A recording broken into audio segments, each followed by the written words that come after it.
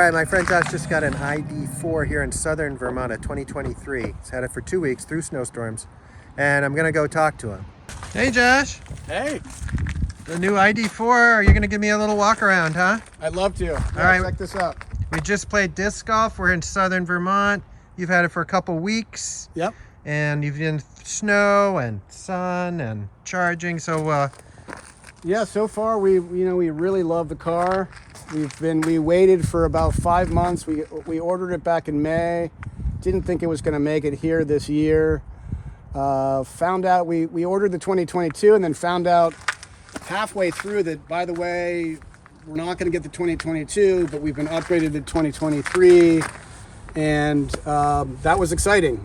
We were looking at the original, the blue from Germany. Happy to get a US built car.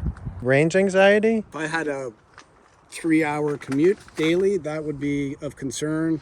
But for around town, for getting up into the ski areas, it's great because I'm plugging in at home. So every day I start out with 215 mile range, and that's at 80%. So if I was at 100%, I'm guessing that's 250. Right. And that's with studded snows and cold temps. That's also me using the heated seats, heated steering wheel. If I was with the family who wants the heat on all the time, that's gonna drop it down to probably 150 miles. But still, 150 miles daily. You know, ice car, you fill up and you've got 300 miles, but that's gonna diminish daily as you drive it. This you fill up every day. It's kind of cool that way. And then 13 cents a kilowatt after 9 o'clock at night? Yes, right. And then they also have a 5-cent reduction in your kilowatts that you can purchase between, if you charge after 9 or up to 1 p.m. And it's been good on snow? It's been great. Yeah, really. I mean, it's a heavier vehicle. It's about 800 pounds heavier than my previous car.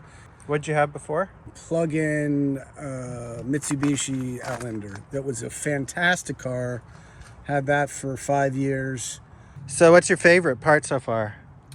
Well, I love being able to plug in at home. We've got solar panels, so that feels pretty nice to be able to plug into our own power plant. I do like the way it drives. I like the Mitsubishi.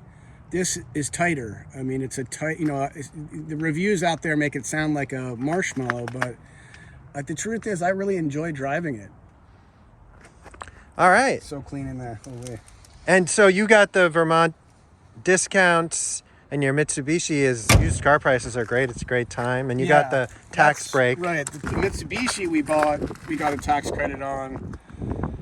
The value of the Mitsubishi was very close to what we purchased it minus the tax credit. So with the tax credit helps again and again. And now whoever buys that Mitsubishi will also get a tax credit, which is incredible. Because you couldn't used to do it with the used.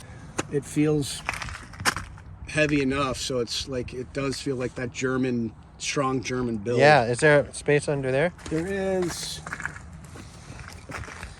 It's kind of limited, but there is space here, and it does go even further down. If you open that, there's a whole nother storage down there. But the lights actually, as you drive, they shift. So as you're coming around a curve, it highlights lights everything up. I think it's super safe. What I've heard though is, it's automatic lights, so I'm not flipping between the lows and the highs. It just does that.